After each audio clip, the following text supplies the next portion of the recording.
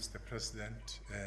Could we all remain standing for the rendition of the African Union Anthem and the South African National Anthem?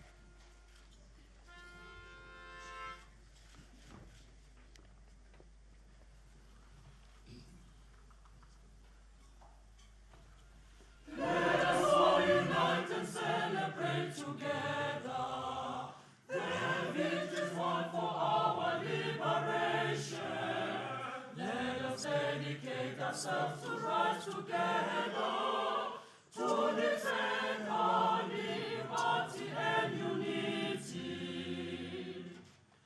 Oh, sons and daughters of Africa, flesh of the sun and flesh of the sky, let us make Africa the tree of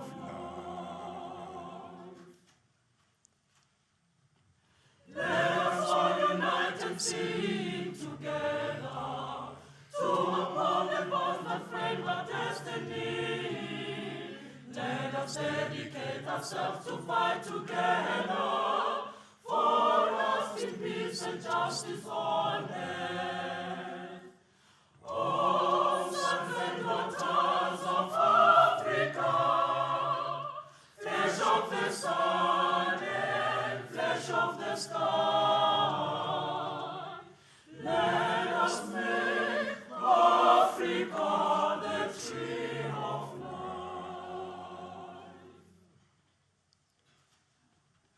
Let us all unite and toil together to give the best we have to Africa, the cradle of mankind and font of culture, our pride and hope and break of dawn.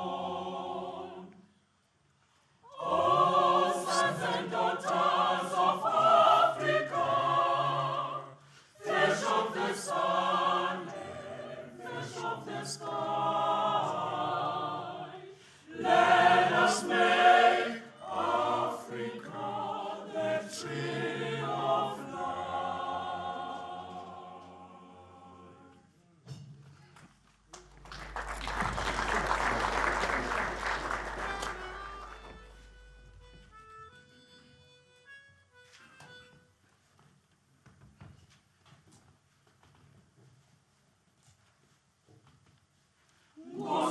Ngosikeleli Afrika, maluphakaniso kondolwayo, nizwa imithandazo yethu. Nkosi, sikelela thina, lusapho lwayo, murena buluka sitshaba sa Yesu, umfelise dintwale matshwenyeho. Usibuluke sitshaba sa Yesu, sitshaba sa South Africa, South Africa. Die blauw van onze hemel, die diepte van ons Heer, ons eeuwige wat die kranse antwoord geeft. Sons are called to come together, and united we shall stand. Let us live and strive for freedom in South Africa.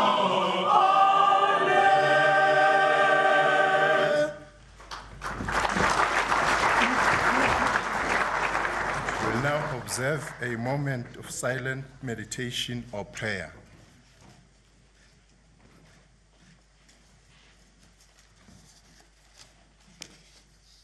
Thank you, and please be seated.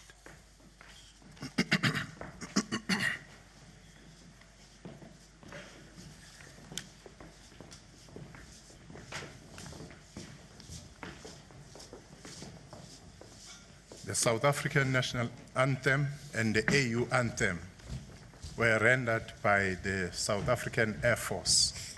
Could you please give them a round of applause?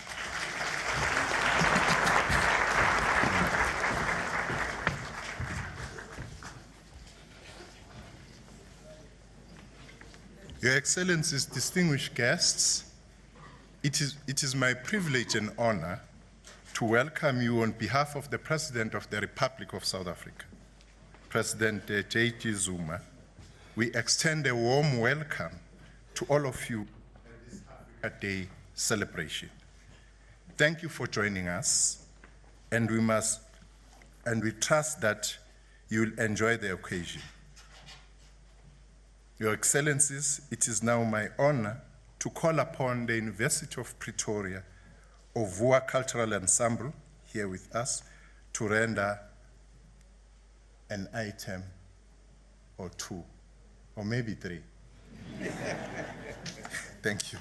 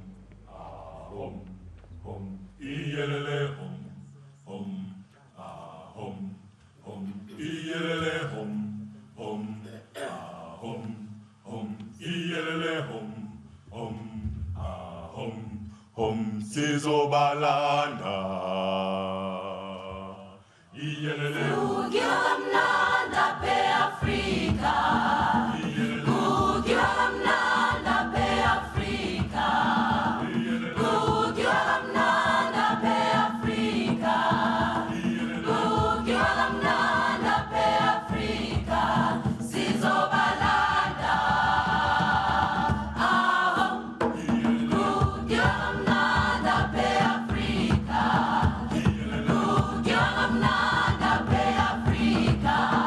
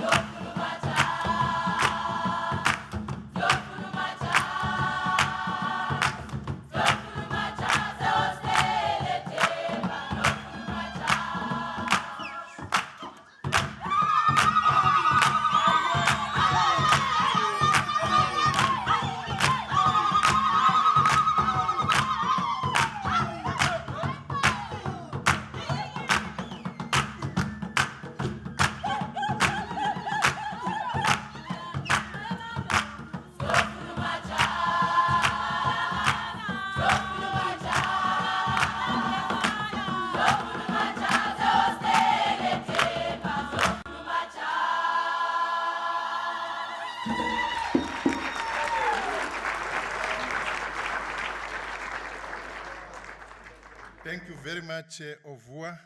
Ovua is in one of our official languages, Shivenda, meaning the reawakening. You can see the awakening here. Can we give them another round of applause, please?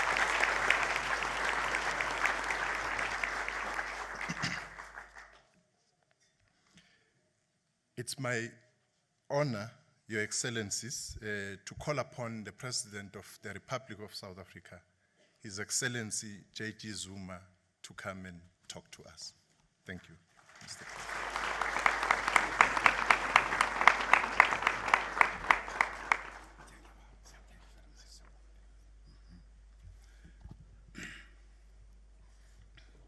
President. Thank you very much, Director of the Program, Minister nathi mthetho.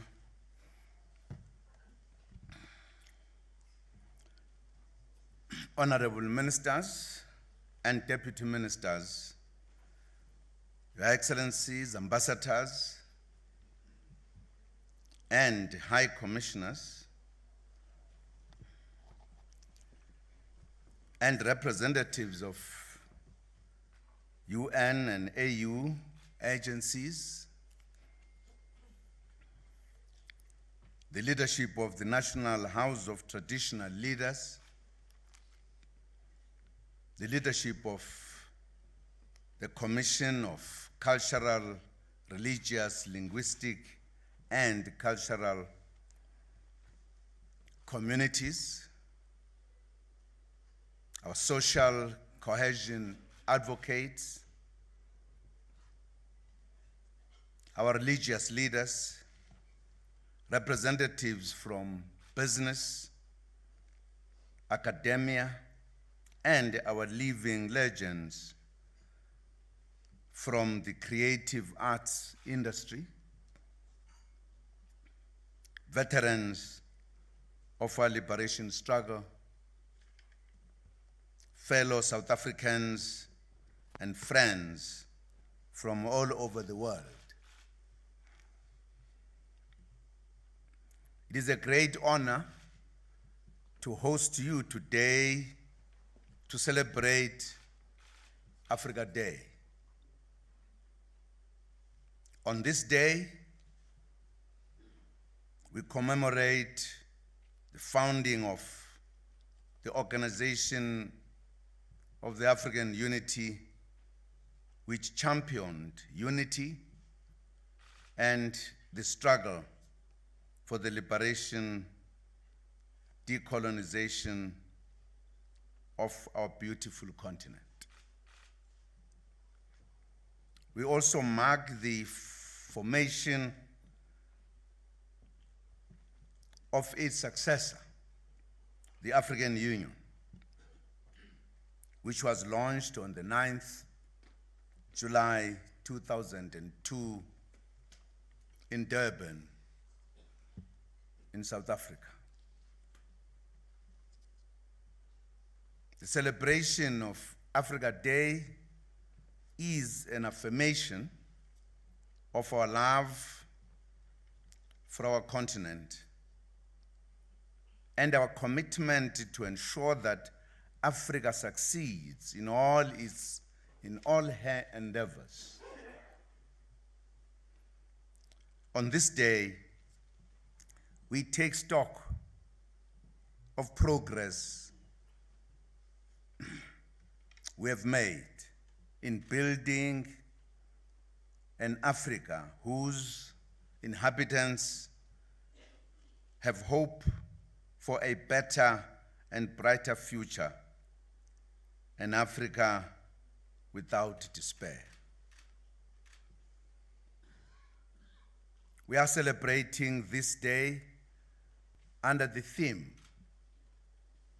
the year of O.R. Tambo, building a better Africa and a better world. The celebration is in honor of our liberation stalwart and selfless hero, the former president of the ANC, Mr. Oliver Reginald Tambo, who would have turned 100 years old this year, had he lived.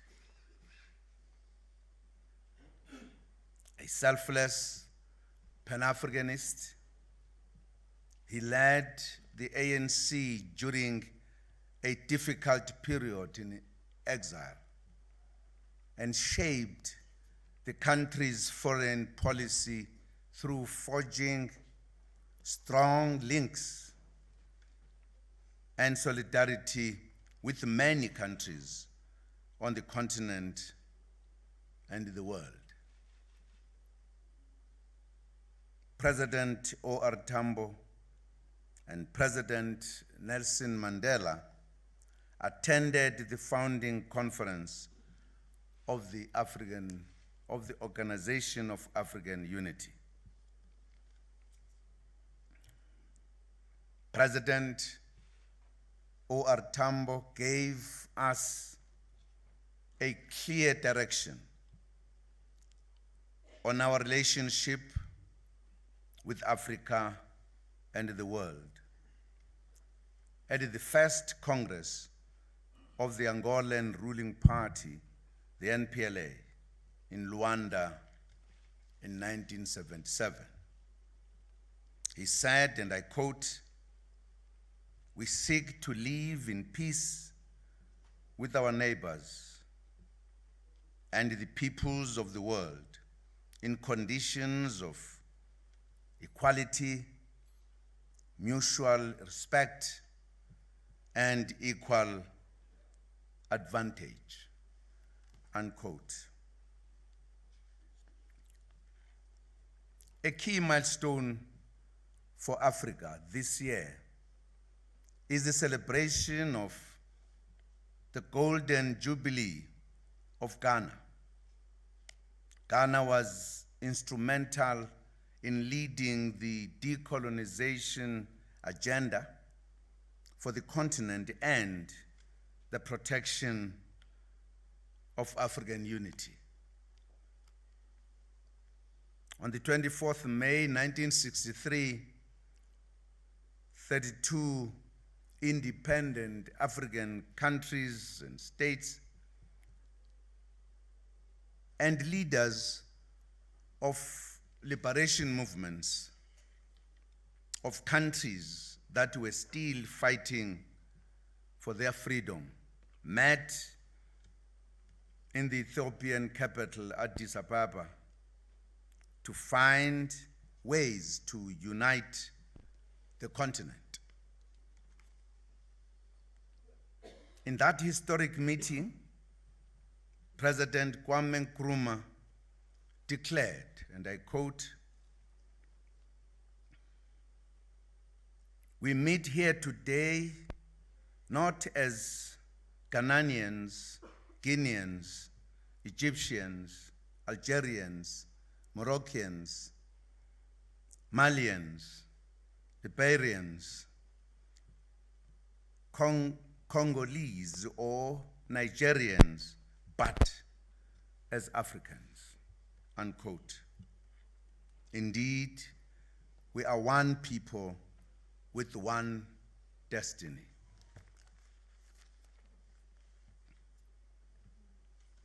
We are grateful to our forebears for their commitment to the liberation of every inch of African soil. This was stated boldly by President Kwame Nkrumah, who said at the dawn of the independence of Ghana that, and I quote again, "Our independence is meaningless unless it is linked up with the total liberation of Africa," unquote. The OAU Liberation Committee worked tirelessly to take this vision forward until the liberation of Namibia and South Africa. However, the mission is not complete.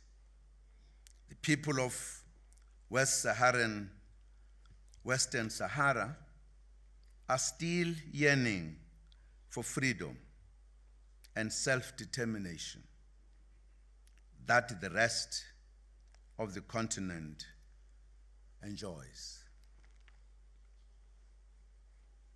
We must do everything possible to ensure that they too are liberated. Ladies and gentlemen, Africa has made a lot of progress since the formation of the OAU. The promotion of democracy in the continent has taken root This is visible through the democratic elections that take place at the end of terms of governments, which have led to peaceful transformation from one government to another in many countries in the continent. The zero tolerance for coup d'etats and the action that is taken against leaders who refuse to accept the outcomes of democratic elections by the AU leaders has set a new tone in the continent with regards to promoting constitutional changes to governments.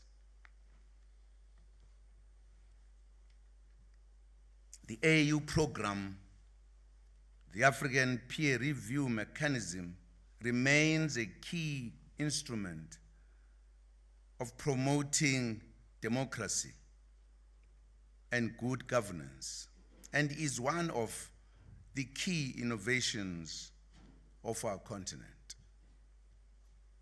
Ladies and gentlemen, the loss of life and displacement of thousands of people who remain refugees in a decolonized Africa remains of serious concern and requires more effort from AU member states. As the AU, we have thus committed ourselves to ending conflicts and silencing the guns in the continent by the year 2020, so that our peoples can live in peace. The challenge of terrorism and extremism in some parts of our continent is another key concern of the AU and enjoys ongoing attention. Working with partners in other regions beyond our continent, this goal of peace and stability in every corner of the continent can be achieved. South Africa continues to humbly contribute troops for peacemaking and peacekeeping and in mediation efforts in our continent.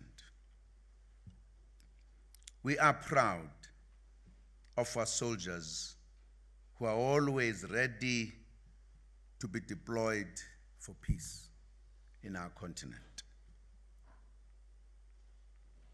Africa has made progress at the social level as well. The continent has produced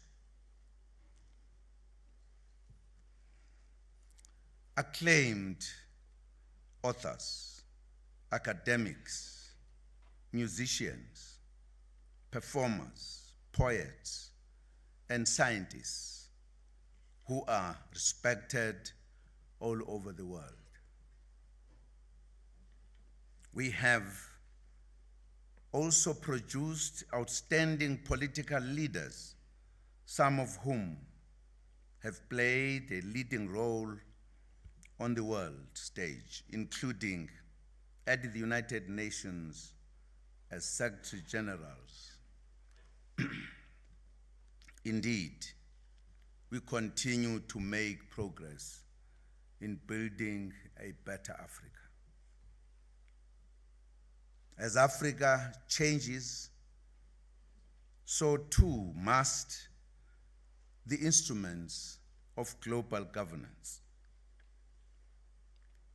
That is why we continue to call for the reform of the United Nations Security Council to include Africa. The membership of the UN Security Council must reflect the fact that Africa is now made up of independent countries and not colonies. The whole system of international governance should thus be much more democratic and rules-based. Esteemed guests, while such progress is being made, we also acknowledge that we still have a long road to travel towards full economic emancipation in the continent. A number of countries are growing above 6% per annum, and foreign direct investment inflows continue to rise. However, serious socio-economic challenges remain in many countries. Africa has a plan to meet the developmental challenges. The AU's Agenda 2063 represents the African vision. It provides a framework to address unemployment, in particular youth unemployment, inequalities within economies, jobless economic growth, as well as the need for peace and security. To address unemployment and poverty, initiatives aimed at boosting economic growth are critical. In this regard, Africa has prioritized regional integration as well as investment in infrastructure over the past decade. The Infrastructure Development Program is championed by African heads of state and government. We want to produce modern transport and telecommunication networks connected and connecting Africa. We need roads, bridges, railway lines, trains, and modern aviation systems. Africa must not be left behind in the fourth industrial revolution. We all have a responsibility to ensure that this time Africa is definitely not left behind. I was given the privilege to lead the Presidential Infrastructure Championing Initiative for the AU and to champion the North-South Corridor, focusing on road and rail under the auspices of the new Partnership for Africa's Development.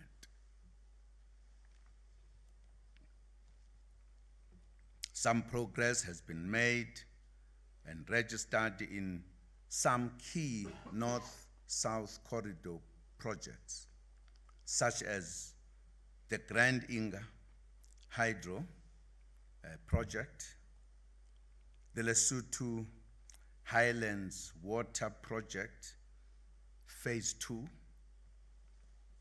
the Beit Bridge border post between Zimbabwe and South Africa, and linked roads. The Continental Free Trade Area negotiations are also underway, which will bring together a market of millions of people and help boost intra-Africa trade.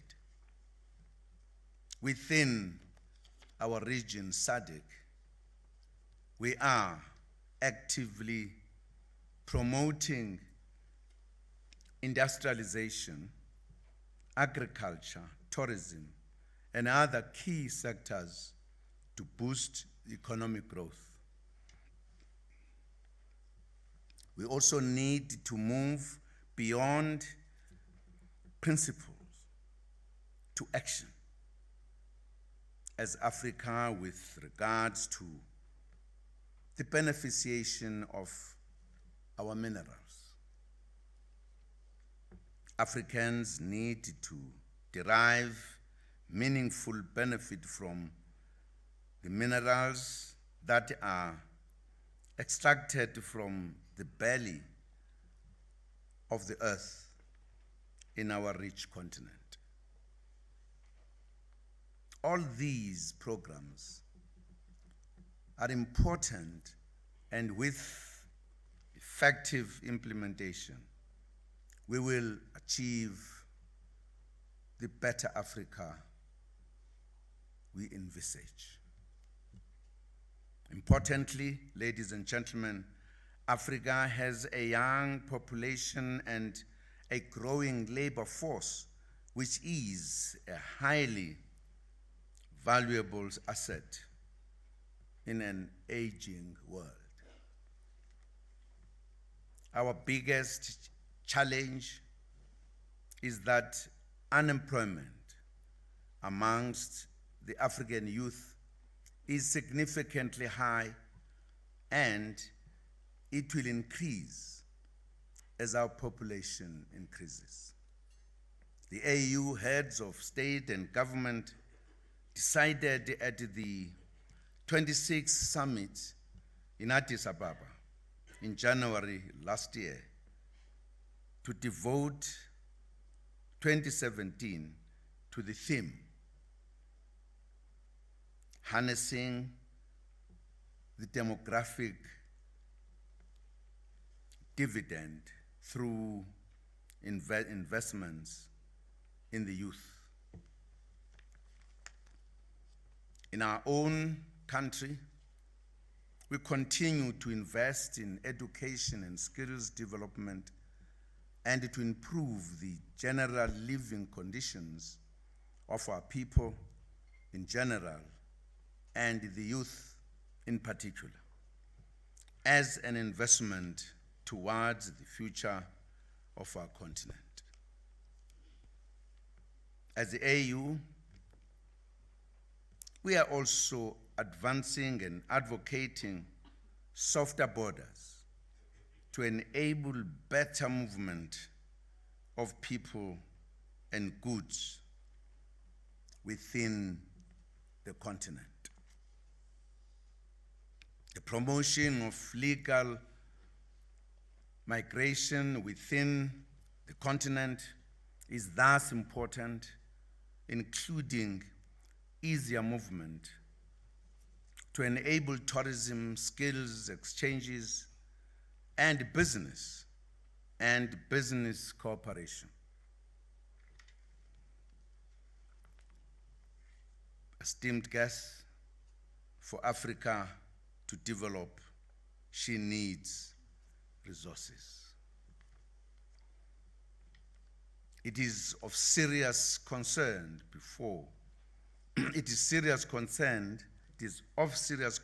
therefore, that billions of dollars are taken away from the continent illegally by multinational corporations. These illicit financial flows deprive Africa of the much needed economic resources to uplift her economies in order to provide basic services, build infrastructure, provide basic health care, access to affordable and quality education, and other social services. South Africa remains committed to continue supporting efforts and initiatives by the international community to combat these financial crimes committed against our continent. So whilst we celebrate our progress, but it is important not to forget the challenges that we are still faced with. But also we believe time has come that those who did not allow Africa to grow at its own pace, they should now give Africans an opportunity to handle their own things. As Kwame Nkrumah said, that we must be left to manage our own affairs. Esteemed guests, Africa Day for South Africa is about celebrating the cosmopolitan nature of our country.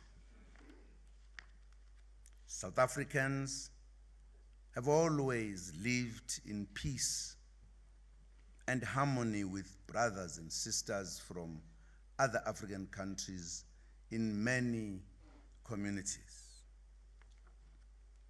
South Africa has always been home to nationals from sister countries, from Mozambique, Rwanda, Zambia, Zimbabwe, Nigeria, Democratic Republic of Congo,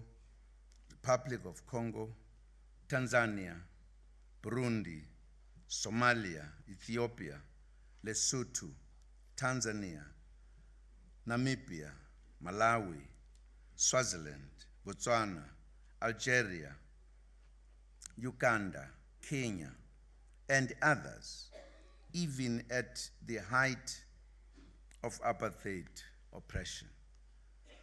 Our sisters and brothers were here.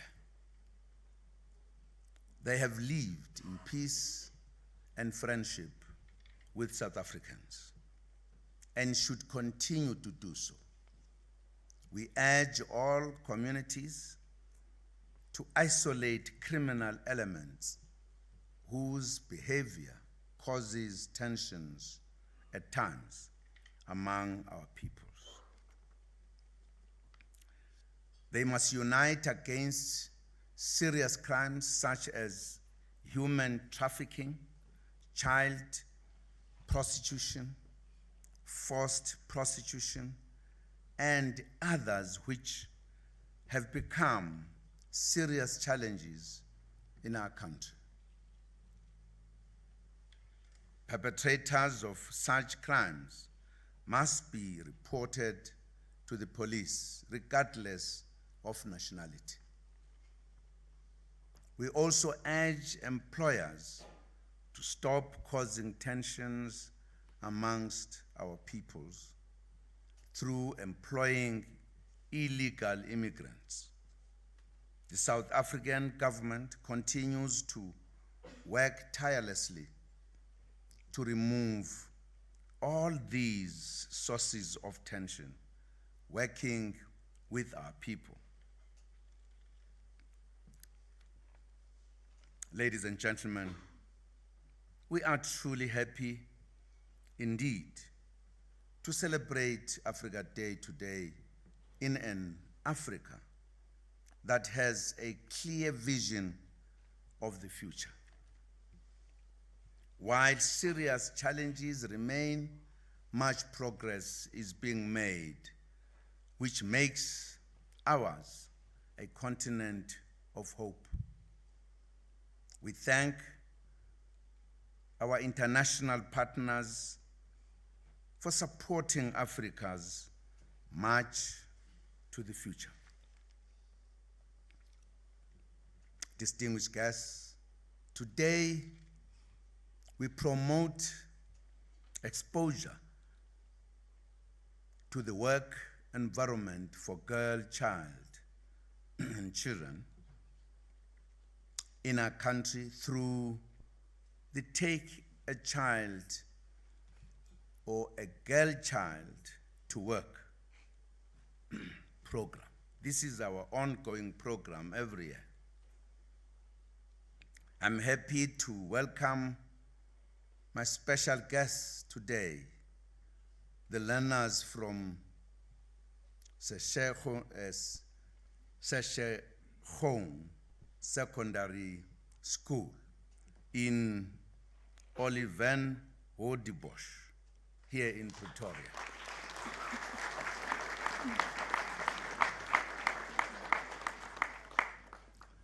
We also extend a warm welcome to the students from the University of Pretoria, the Ovua Cultural Ensemble, who are also my special guests and are rendering entertainment today. Here they are.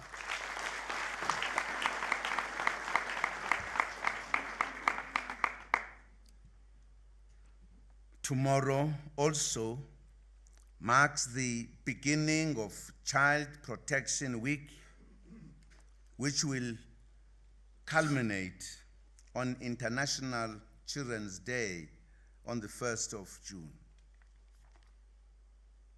Let us use this week to increase the awareness of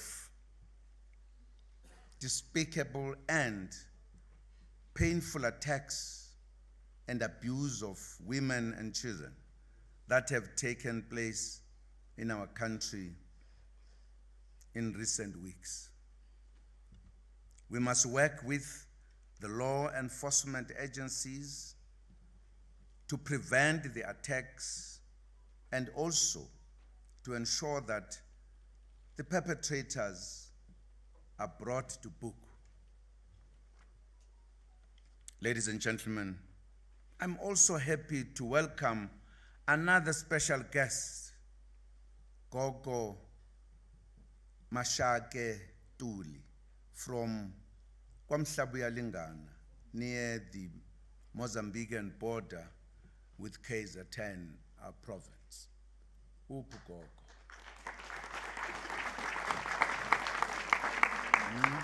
Oh, nang. Angithi wathi ufuna sibe ngabangani. Singabangani ke manje.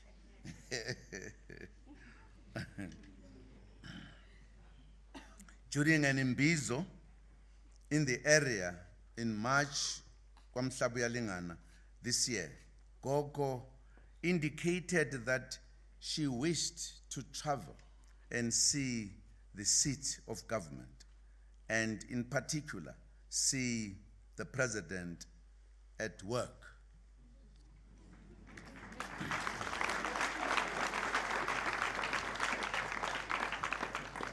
She also wants to be the president's friend.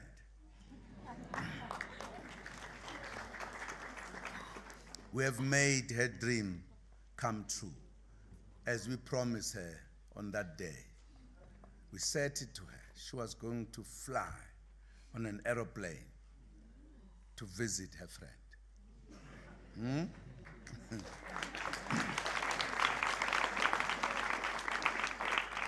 Siyakwamukela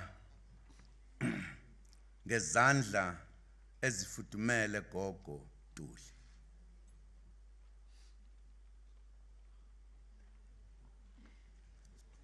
Sizizwa sijabulile kakhulu ukuba nesihambi nesihambeli sethu sitatanyiswa sethu esikhethekileyo esifana nawe namhlanje ngosuku lweAfrika. Sizizwa sibusisekile gogo. Siyabonga kakhulu. Your Excellencies, ladies and gentlemen, happy Africa Day to you all. Enjoy the day. Thank you very much.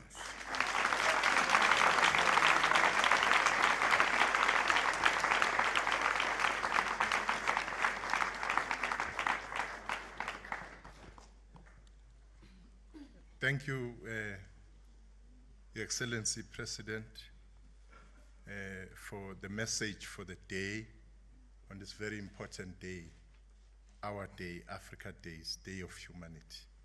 This is the cradle of humankind. So it's the Day of Humanity. Thank you very much, President. Ukoko, as you introduced her, Mongameli, she also said that she heard people saying that when you are in big cities like Johannesburg and Pretoria, there's something called massage.